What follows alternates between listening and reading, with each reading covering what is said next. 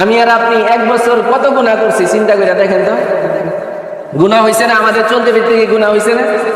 1 বছর এরকম কোন এখানে এমন কোন মুসল্লি আছে যে আমি 1 বছর একটা গুনাহ করি নাই? হুজুর আছে? কেউ বলতে পারবেন যে হুজুর আমি একটা গুনাহ করি নাই? এরকম কেউ আছে নাকি? এরকম আল্লাহর ওলি আমি নিজেও না।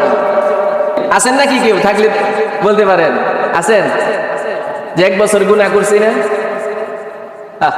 আমরা কিন্তু গুনাহ করছি।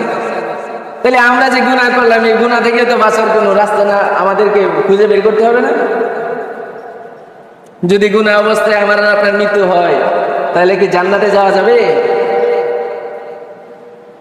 উম্মতে মুহাম্মাদি যতক্ষণ পর্যন্ত পবিত্র না হবে আল্লাহ পাক রব্বুল আলামিন তাকে ওই জাহান্নাম থেকে পুড়িয়ে জ্বালিয়ে তাকে শুদ্ধ করবে, পবিত্র করবে।